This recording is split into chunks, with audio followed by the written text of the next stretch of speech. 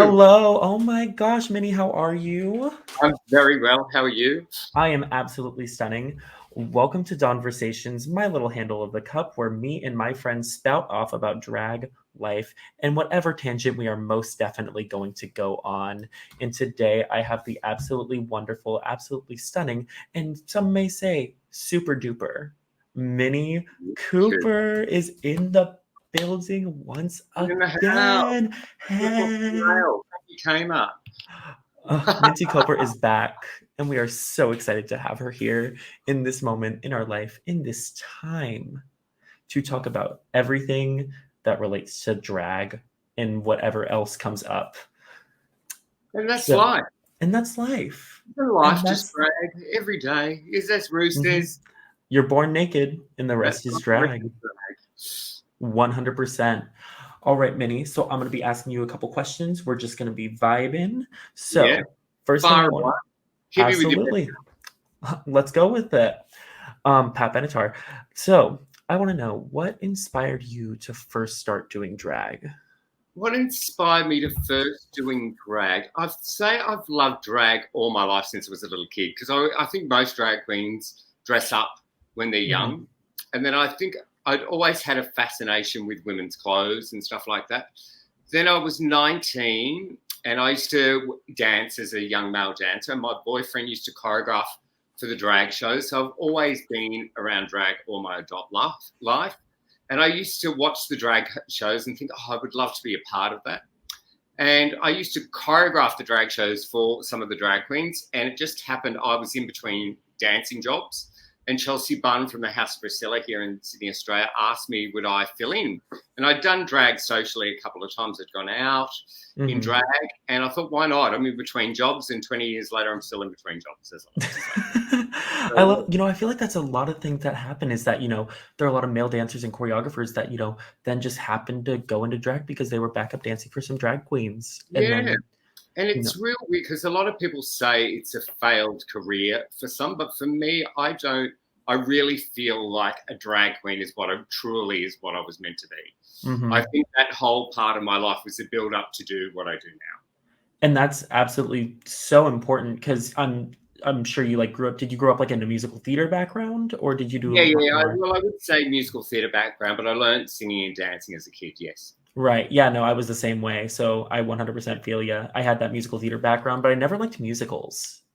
Yeah. Wow. Okay. You're a You bit know, like Dakota. in a way, yeah, because like I love the idea of perform. I relate to Dakota Schiffer a lot in that Yeah. way because I like I think performing. that's I like exactly time Mhm. though. Like, even down to, like, the Pokemon stuff that she does, like, I was like, "Oh my god," like, Yeah. everything Dakota does, I'm like, I've related to down to, like, the musicals stuff, but I did musicals as a kid, and I liked singing, I liked dancing, but I always just like, "Why am I not doing a pop song? Well, Like, why it's, am I not?" I find that really interesting that you say that you relate to her because you and her would be similar of age, wouldn't you? Yeah, I'm So, 20, I think she's 22. yeah, so all your influence of pop culture, because I think your most drag is for people is influenced by the pop culture they receive. Like mine was Hollywood movies because my mum Mhm, used to love watching old Hollywood movies, and I love Technicolor. So my mhm. drag is inspired a lot by old Hollywood. I love that. I think old Hollywood is such a unique time when it Oh, and comes to glamour, fashion and art and glam glamour. oh my god, old Hollywood glamour. And And it's that's what, funny, speaking of old Hollywood glamour with younger people, Starlet is like a weird exception to that example. exactly. And her inspiration is definitely old Hollywood. Even she, Uh-huh. even when they put the references up, so like she's really Mhm. taken from that early 30s, but especially black and white time, Busby Berkeley time. Absolutely, like, I see so much, like, I can definitely see, like, all the inspirations that she coming from exactly that Mm, 40s glamour, and I think it is mm, absolutely gorgeous.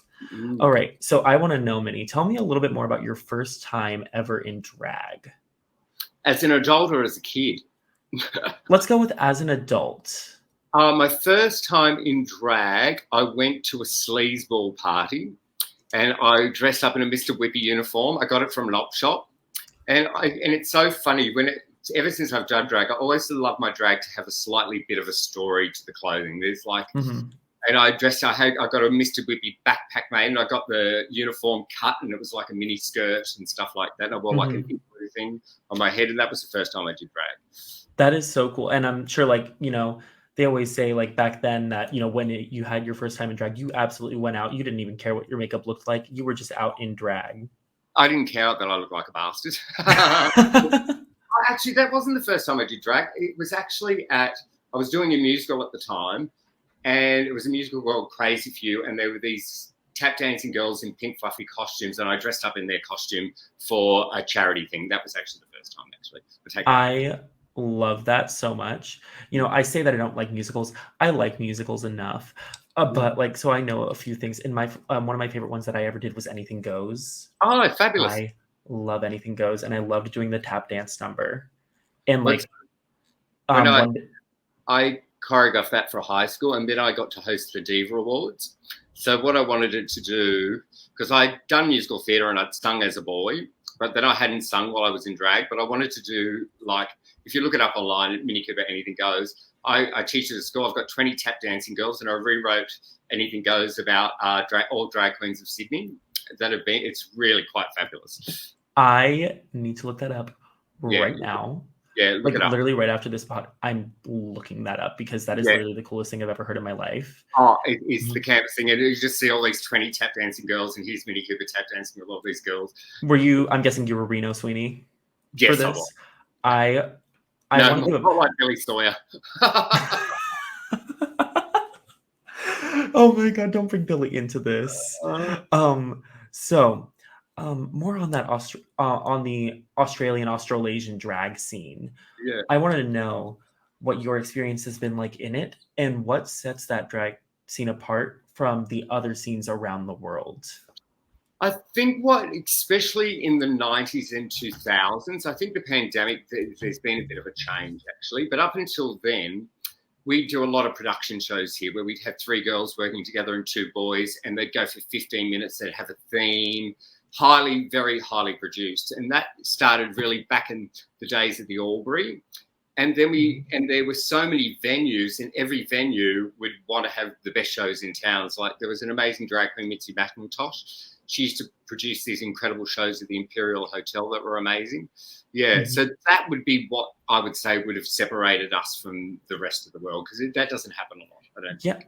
You don't hear a lot of things about like pre-planned drag complete like numbers. Like obviously, like, you know, you have your lip syncs, you have your this, you have your that, where you have that choreography, but hearing a whole like stage show put together. Yeah, like just during the pandemic, I did shows at the Beresford, like A Night in Paris, where it was all a Paris theme, and there were 2 half-hour sets. Like it's really great. That is really cool.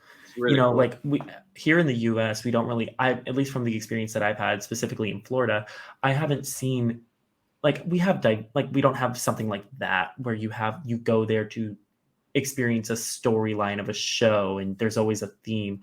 For me, it's like, you know, the girls go on their stage, they do the lip sync, we give them our tips. You guys don't even tip. No, tipping's not a thing here. Yeah, because like you guys have like coins. They'll be like throwing coins at. Sometimes you want to throw coins at us, probably. There's just like the homophobic people in the back. They're just like, no, get out of here. Isn't that funny? Because for me, like performing, because it's quite distracting taking money while you're trying to concentrate on a performance, which I find real tricky. I think I'd find that hard.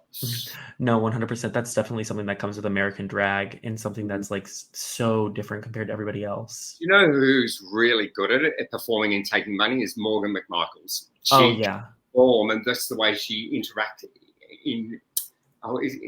is that the right word I'm looking for? Incorporates it into a performance. Engage, like incorporates. Yeah, it's like she's doing the performance, but then she's making that part of it. So it's almost like it is meant to be like that. It's not as distracting. Mm-hmm. So really.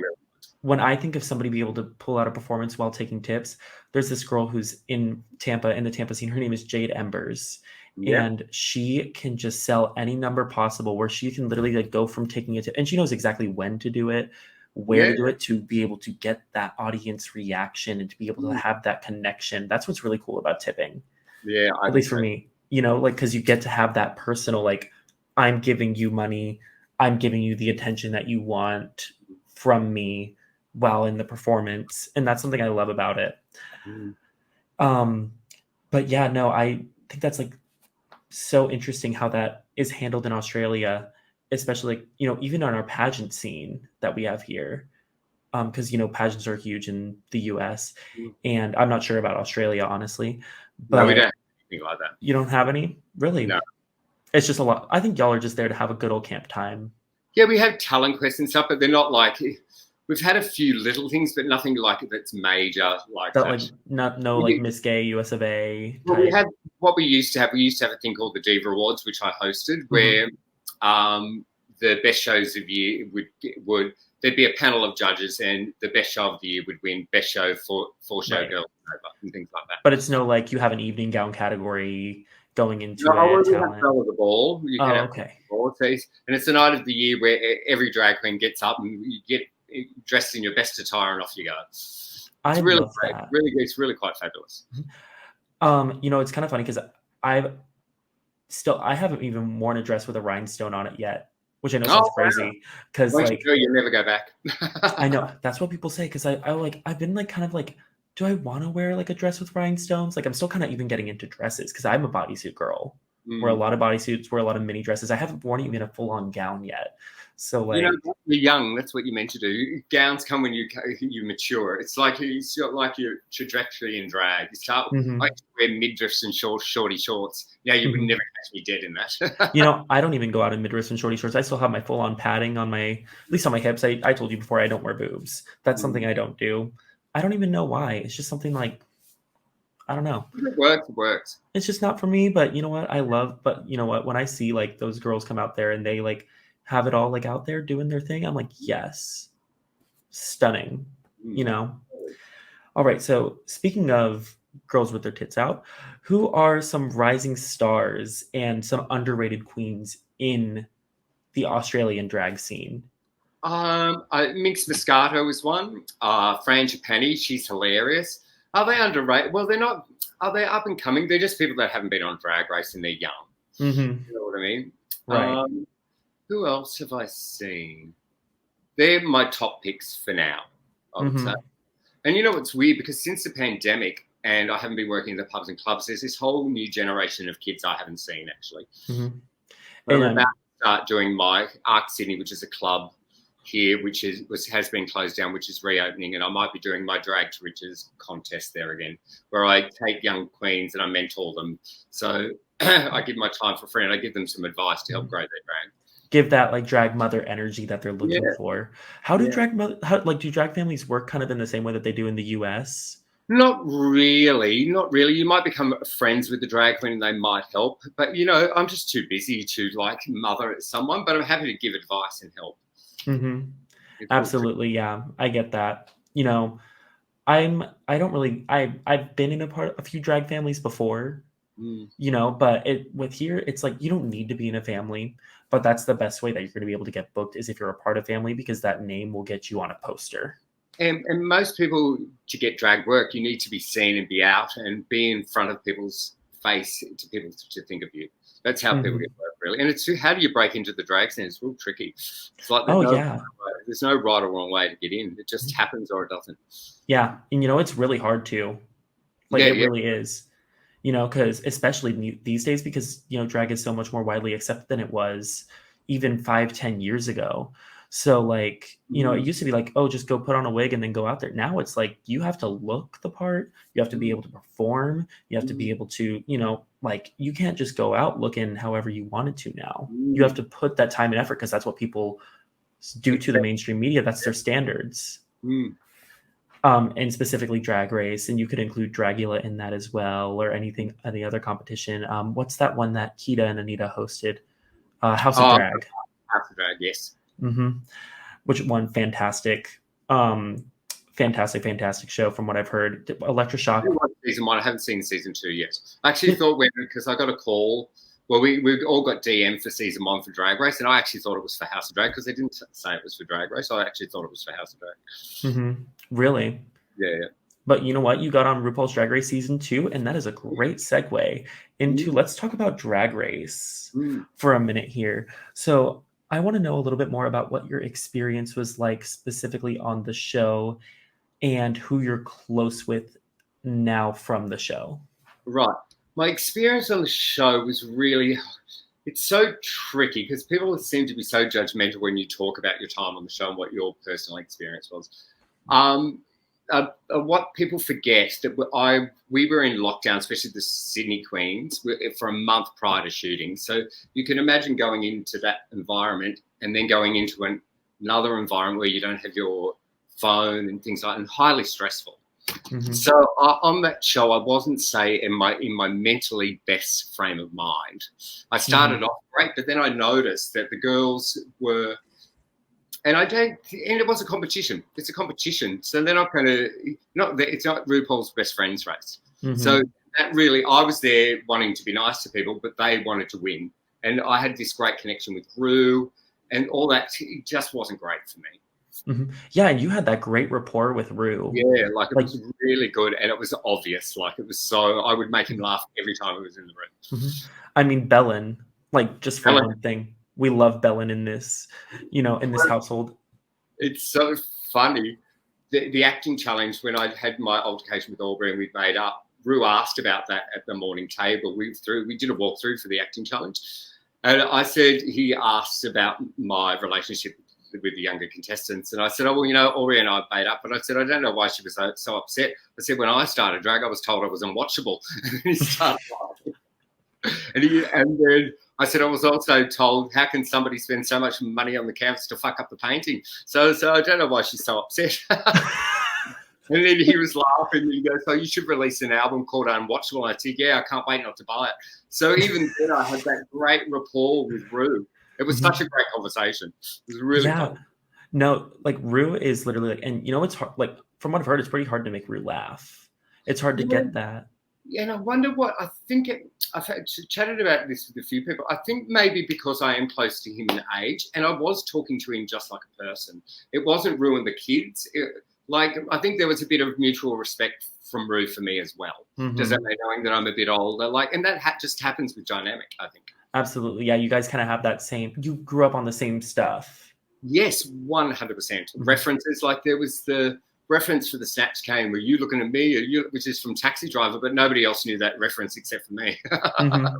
So, and that's the stuff that makes him laugh because he loves those niche old references. Yeah, totally. 100%. And, going back into Snatch Game now, were there any jokes from Snatch Game that you wish had aired from either you or anybody else?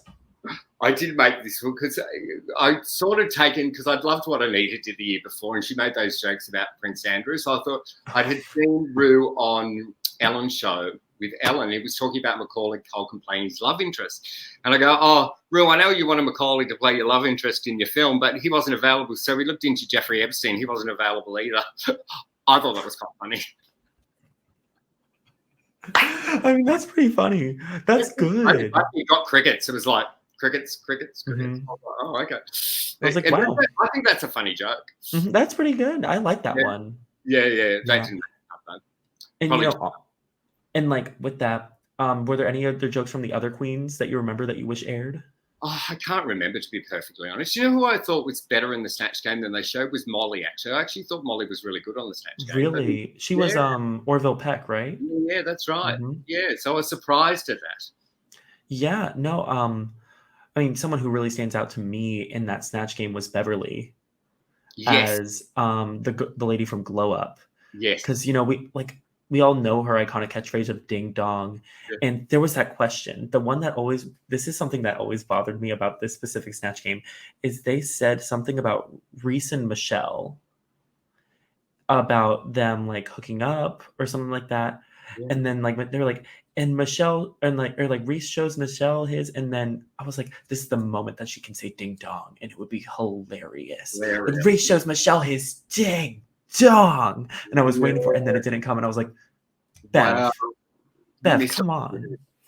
And you know what? It is Snatch Game's such a bizarre thing because there's no audience, everyone's looking front, and it's hard to get rapport. Because you were in the hot seat too. Say that again. You were in that hot seat, like that specific. Yeah. And it's so hard to get connection when you're not looking at people and reacting. Like, that's what I found. Mm-hmm. No, I totally get that, because honestly, like, if I don't even know how I would do on Snatch Game, because all of my references, they don't even come from television mainly, because I didn't even grow up too much on television. I grew up mainly on YouTube with influencer culture. Yeah. So when I was like going through like who would I do for Snatch Game, I was thinking, all these influencers. I was like, well, I think it would be hilarious, but Rue wouldn't get it unless I go completely balls to the walls. Yeah, I know. It's really weird. I honestly cannot. I wish I'd done. There was an Australian icon, Jeannie Little, which I wish I'd done. And in retrospect, but I had such a great walk through with Rue. Why would you change it? Like, that's the other thing as well. Do you think if you went back, you would have done Bellin? Well, I was sort of doing Bella Milch. Didn't work. And it's okay. It is what it is. Hey, you know what? It's in the past. We can't change it. And people keep saying, thanks very much, I'm Ellen, and they still laugh. It's quite funny. Because in the... They find funny. They find it really funny now. You know, honestly, you should you know what you should do? You should get a bell costume, like just like a giant bell, and then just have the Ellen wig on and just be like, thank you very much, I'm Bellin. That's funny. And you know what? You could even have a taco in your hand. You could do Taco Bellin. Perfect. That's it. That's the one. That's branding right there. I have this thing, the idea that I thought I could have done for Snatch Game, but I don't want to give it away because someone might nick it. It's pretty funny. Mm-hmm. Yeah, I'll just tell you. Mona Lisa. Do Mona Lisa. Somebody did that. Somebody did that. Yeah. On Drag Race España, one of the queens did the Mona Lisa. It again. Not seeing something on Drag Race. I think she was in the bottom two. She was in the... Not this. But no, I think she was in the bottom two though with the other girl, and I think she survived the lip sync because I think she ate it up from what I remember. But that was one of the best Snatch Games. It was from Drag Race Spain, I'm pretty sure. And they, oh my god, it was done. Snatch Game. Wait, which? I'm sorry. Can you repeat that? Just overall Snatch Game. Do you think it's like had its day? I know it's iconic and everything, but. It's iconic. It was my favorite challenge for a long time, for like a really, really long time. And like when I got into it and I was like, oh, I'm so excited for Snatch Game. But lately, since Drag Race has gotten so big and there's so many Snatch Games coming out, I feel like it is kind of getting a little bit tired. Yeah. And it's really hard to find. Like, because I don't impersonate people. It's not what I do. Mm-hmm. Do you know what it is? It's not my thing. But I could have done Jeannie Little because she's practically me. She's like a drag. Oh, darling, how are you? She's also good. I love that. Yeah, I would have done that. And I could have, and because it's immediately, you know, it's a character because of the voice. Oh, darling. Mm-hmm. And she was a lot like a drag queen. She's very camp. She used to make her own outfits. Mm-hmm. Yeah, people used to call me the T word all the time, darling. I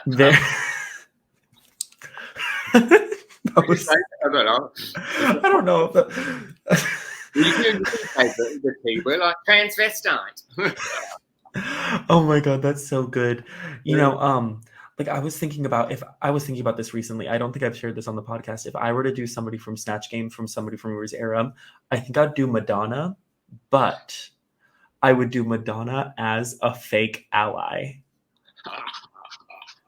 You know, something like, and it would just be like, oh, I love that I don't care that you're a homosexual.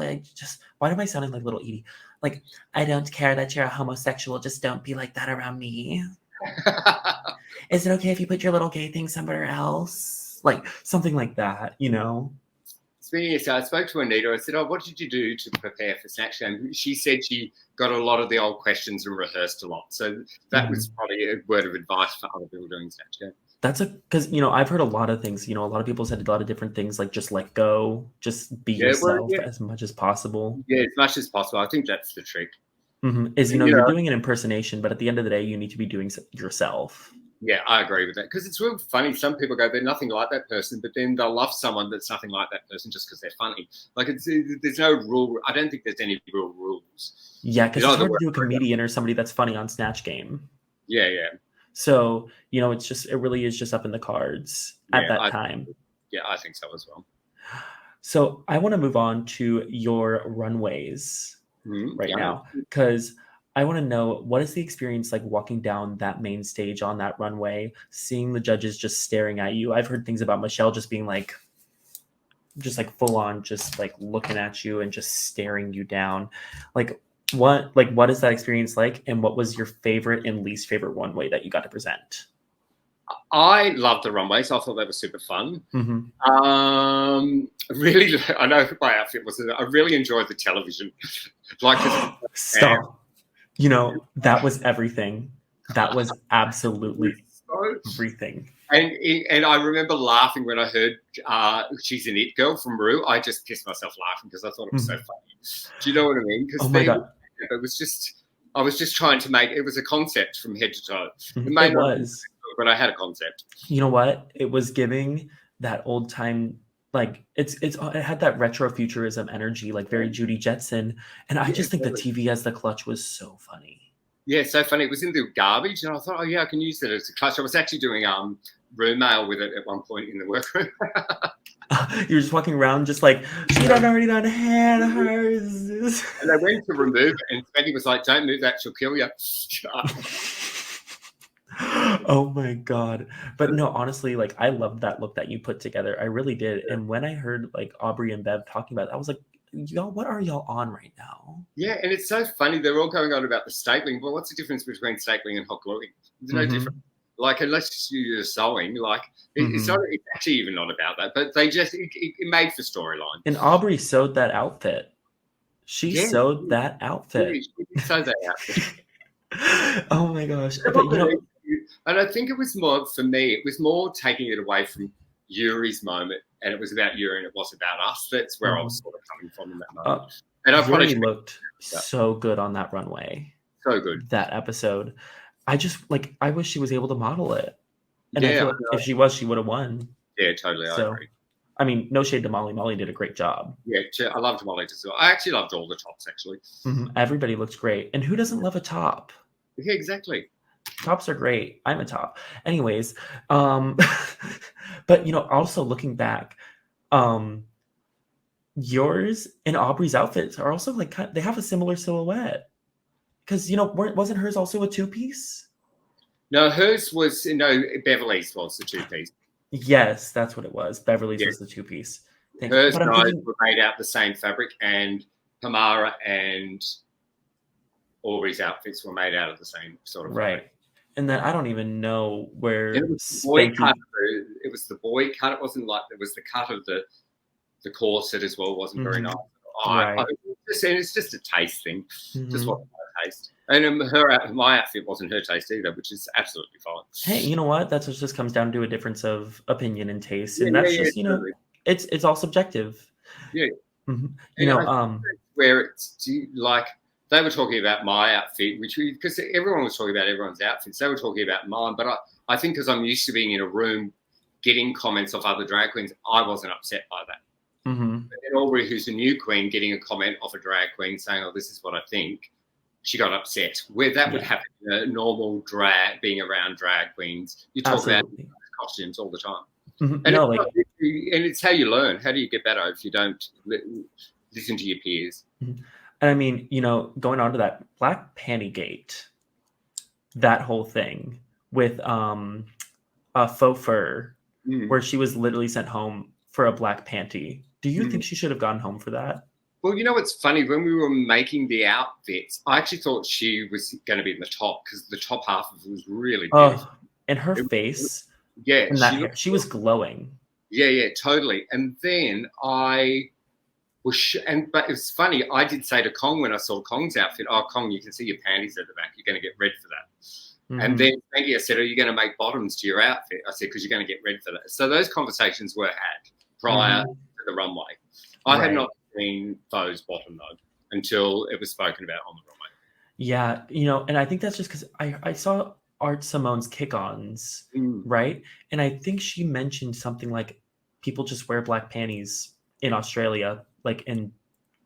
Something like that's just like a thing that people do. Yeah, you do. You do to wear knickers to hide underneath, but it's also too. It should look like it's a knicker under a finished costume as well. And it had that. And I think it was just luck of the draw. There was 3 of them, so they put the three of them in the bottom. I think that's just how it worked. Yeah, it probably, that's just how it went. And then, you know what? They made their bed and they had to lie in their black panties. Exactly. And who are some of the queens that you are now really like? Who is somebody that you wouldn't expect, that the audience wouldn't expect you to still be close with from the show? Oh, I think the funniest pairing is Yuri and I. Actually, we get along really well, like super well.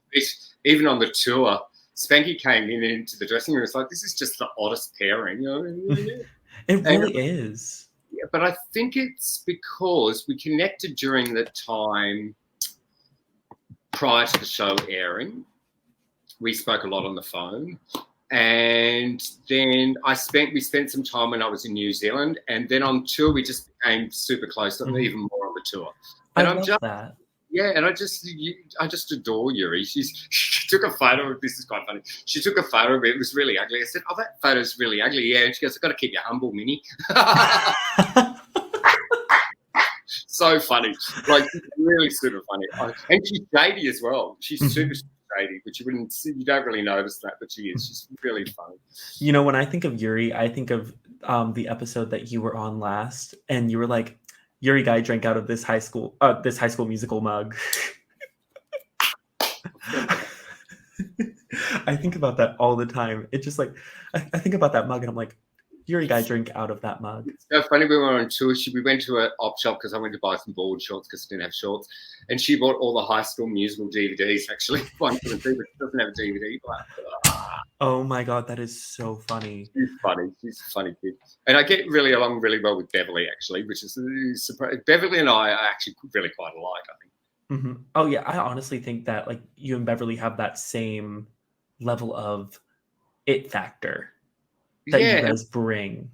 And I think it's that thing is that we speak the way we feel, not necessarily if it's right in the moment, but we say how we feel in any given moment, and we can reflect on it and realize, that probably wasn't our best, and reflect on those behaviors. Mm-hmm. And you know what? That's a really good thing to have, to be able to process those emotions and to be able to express them in a way where you're able to still communicate in a healthy way.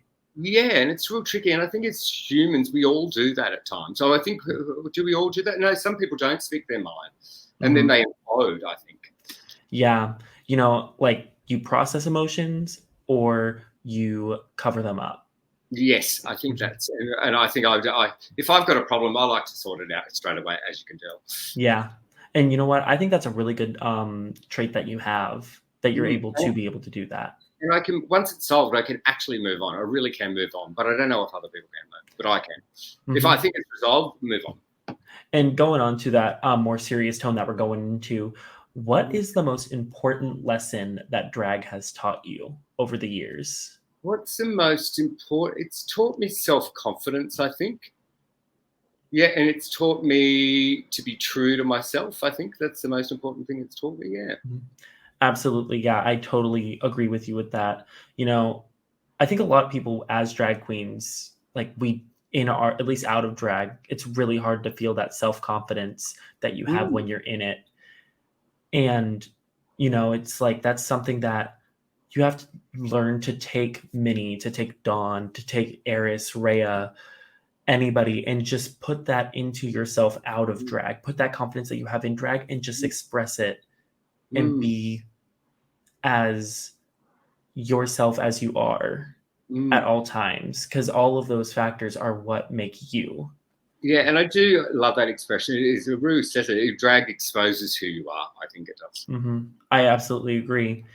Like I love the way that drag is able to not only is a form of self-expression, but just have fun. Like it's all, at the end of the day, drag is fun. And that's what I think a lot of people forget, especially these days, is that they're so focused on being perfect or being the best that they just lose the fun from it. Yeah, I agree. I'm sure we've all had those performances where we've got up to go lip sync or live sing and we all bomb. Oh yeah, I did a drag race. I don't think you did. I really don't. Like you never like. It seemed like you were having fun for the most part. I was having fun my life. There's no one got it. Oh yeah, I was a clown. You were that Healy clown is iconic, and I will stand by that. I love that outfit. Oh, It was so so funny because we did the first leg of the tour where we were in Melbourne, and there's this bit at the beginning of the show where we do a catwalk, and then before we went to Auckland, Yuri's like, "You got to bring your Heelys and you've got to bring your clown nose." So then I did my entrance and I Heeled out, and the audience cheered. Like, it is iconic. it is iconic. And you know Yeah. what's also iconic? The girl groups from Drag Race Down Under. Yes, And if you had to choose between being a part of the Babs or being a part of, oh, what was their name? Molly's group. something hung, wasn't it? I don't remember. The Babs or Molly's group. Which one would you choose? Oh, it's real trick. Imagine me, just say Beverly got it was Molly, me, and Yuri. It would have been Grandma and the two kids. Wait, no, it would have been you, Molly, Beverly, and Yuri, right? Yeah, Beverly was in there. Yeah. But just say Beverly went home. Oh, okay, gotcha. Dynamic. Grandma But then and the two kids. That's funny. I would have got to pick the group because I would have run the roasting challenge, I reckon. Logan just came through. Logan's following down there. Say something gay. Gay. Logan. Hung Divas. That's what it was. The Hung Divas or the Babs. So I reckon I would have run the reading challenge though. Oh my! Did you have any reads that you would have shown on to the that you Oh would my have had god, on the show? I had to read for everyone because it's so funny. I had some sort of reads that I've probably that I could use on people if I could. But who was there? My favourite one was for Hannah. You've done great work the last 2 years. It's more than I can say for your plastic surgeon. Oh, Yuri, I know you young kids love to beat your face, but why do you have to beat it with a baseball bat? You know, it's so funny that they had such a struggle reading. Yeah, they did. And except for Queen. Except for Queen, because Queen's of my sort of generation of drag, where it's jovial, because reading is actually probably a bit harsh, but it's funny. Like, I think it can come across as, because it's a bit bullish, I suppose. It is, isn't it? It can come. I think, honestly, reading is fun when it's in the right environment. Yes, that's right. When, like, the assignment is to read, but if somebody's constantly reading you, that's when it's like, it can get degrading. Well, this is the thing in Australia. We used to have this term called gigging, is what we used to call reading. That would be the term that we used to use before Drag Race. But then people would be doing it. Oh, no, that's a dig, not a gig. Where with reading, you don't have. Some people are reading, and you can tell they're reading you, and it's not. They're not being nice about it. Reading both people should be able to laugh at the read. Exactly. Like, it's when it's in a space where you're able to enjoy that. But like when you're having a serious conversation and somebody just comes in and they're like, blah, blah, blah. I'm like, really? Did you have to put in a read right there? Yeah, but is it a read though, or are they just being an asshole? Exactly. You're not laughing. It's not a read. 100%. Because, okay, my favorite read though, that whole group that we had was Queen Kong's read about, I think it was Hannah, where she's like, you used to be an asshole and you came so much farther forward because now you're a cunt. I was like, that was so good. And I was like, oh my god, like literally, and I was so disappointed in everybody else, and I was expecting Spanky to literally run that show. Yeah, apparently they were all disappointed that I left because they all had a read for me, but they couldn't use them. I ruined their show. Oh my! Did you get to know any of the reads that they gave you? Oh, Molly did tell me her read. It was really funny, but I can't remember what it was. I can't remember, but it was funny. Can't remember. Yeah, oh my God. Yuri's wasn't funny, but it was cute. It was about parking a Minnie Cooper somewhere. It's okay. She's made up for it. Her best read was to Beverly. Oh, you've been in the bottom twice. I was like, that's what you should have read for Beverly. Oh my God. Minnie, you are killing me. Speaking of Minnie, what? Did you only have the one sausage mini challenge that you got to participate in? What do you mean? When you did the sausage mini challenge, was that the only one you got to do? Mini challenge? Did we do? Oh no, then there was the guessing of the tool thing. Oh yeah. Yeah. And you won the mini challenge. I won the first one. The first with the sausage one. That one was so good. And I remember watching that and I was like, because when you walked in, I was like, Minnie's my diva. Minnie's the one. So I was like, and then you went in there and you did that challenge and I was like, oh, Minnie's winning the season in my eyes, because I was like so excited when after we got out of the first episode. I was like, I'm Team Minnie, 150%. So I was really devastated to see you go home so early. Yeah, I really but was. It is. And I got too much into my head, and because you go back to your room, you're on your own. It's highly stressful. It's like I did it. I don't know why I did it to myself. I should have not been trying to be friends with people. I know it's kind of a weird thing because you go in there thinking like the best way to play it is with being friends with everybody, but right now, like, save that for Versus the World or All Stars. Yeah. It was a lesson I learned. Absolutely, because people are there to win at the end of the day. Like Molly, who I'd seen on the plane, she was really lovely, but then in that environment, she was saying, "Oh, Minnie's going to turn on me if I put the sash and all that kind of stuff." And I was like, "Wow, why would you say that? We don't know each other." But at the end of the day, she's playing a game. Absolutely, and you got to think about that because you don't know how people are going to react in the pressure cooker that is Drag Race. Yes, which I get 100%. I didn't react well. Do you think you would ever go back for a Versus the World season? Yeah, I think I would. It's like having a baby, I think. And I think not having to do isolation before going in would make a huge difference. That way you are not just like having your first social interaction with somebody after 2 weeks. Yes, that's exactly. And then 4 weeks. You had to be in a hotel room for 4 weeks. I was in my home for 2 weeks because we had a breakout, and if we got COVID, we couldn't fly to New Zealand. So I isolated myself. Then 2 weeks over there.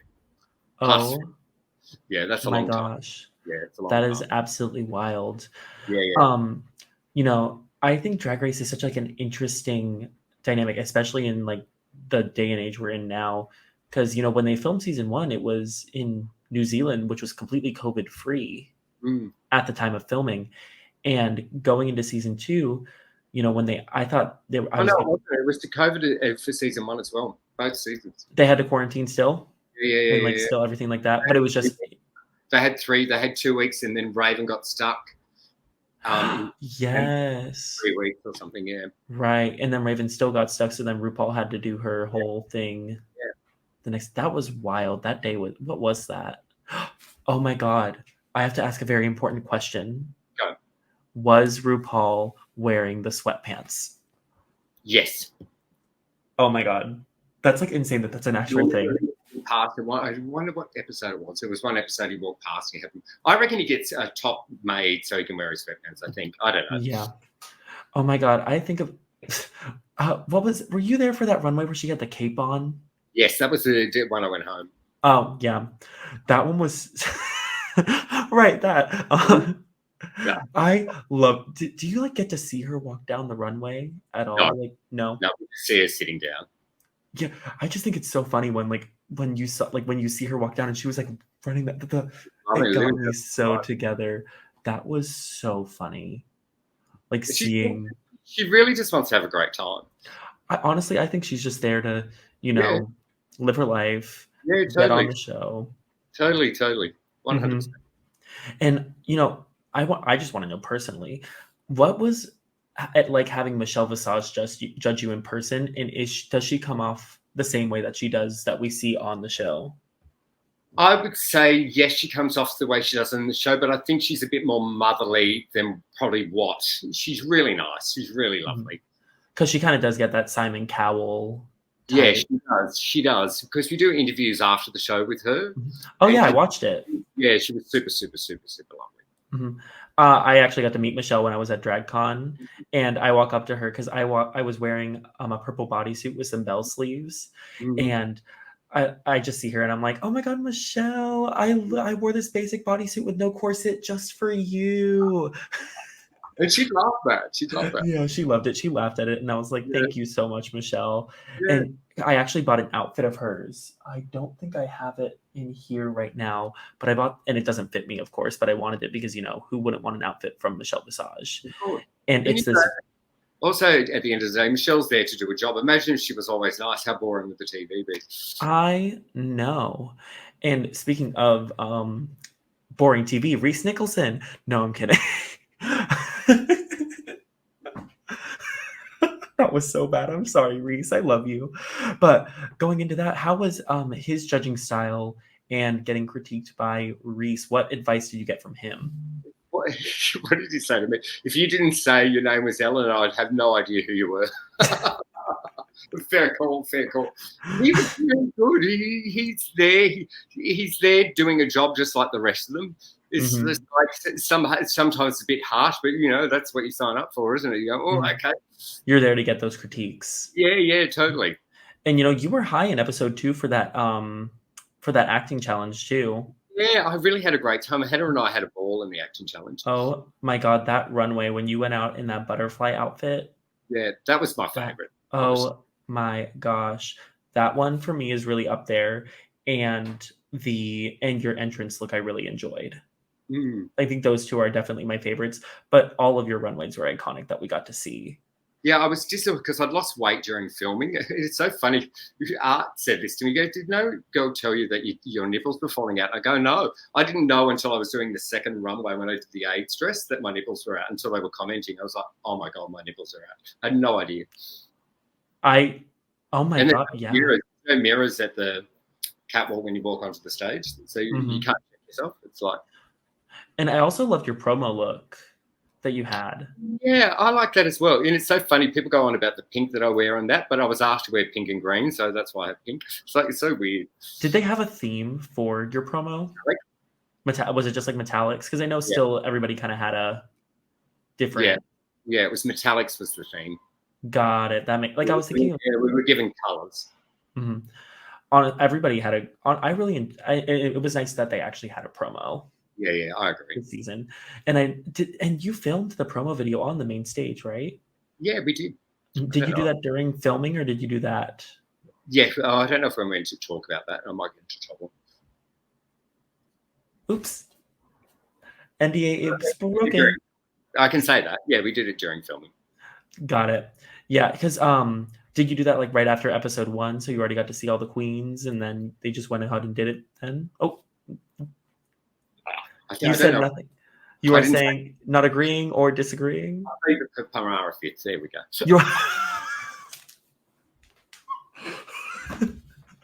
Oh my God.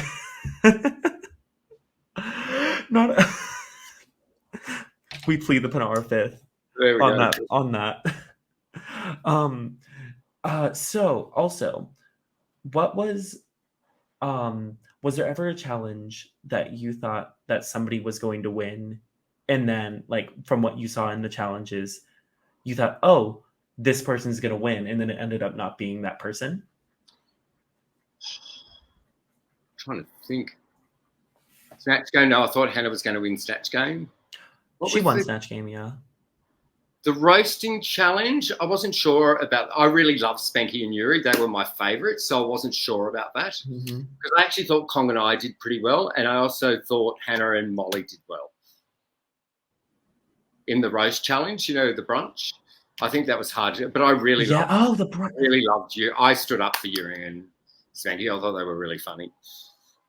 The acting challenge, I think Spanky. Oh yeah, I completely forgot about the brunch challenge. See, I think it's real tricky. I think there were a lot of people that were good at the tops at certain points. It could have gone to a couple of people. I think it could have I think it could have gone to you and Kong, honestly. Yeah, I think so as well. And it's funny in the edit as well. When you look back now, I think I can say this now the show's aired, because I'm not a finalist. They've really cut me out of that roast, and I did have a lot more jokes. It didn't make like what was my joke to Michelle?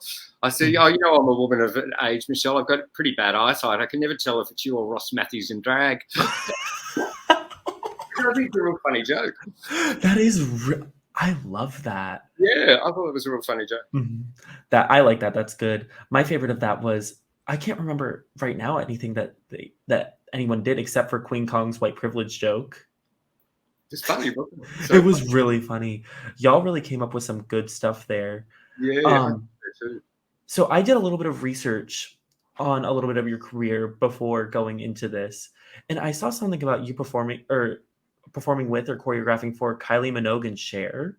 Yes, I have actually danced for Kylie Minogue in 2000 as a boy. Actually, it's in the Olympics, and then I performed for Kylie at the Mardi Gras parade, and also Cher the year before that. which was That me. It was amazing. Like she that was so, is so cool. I know.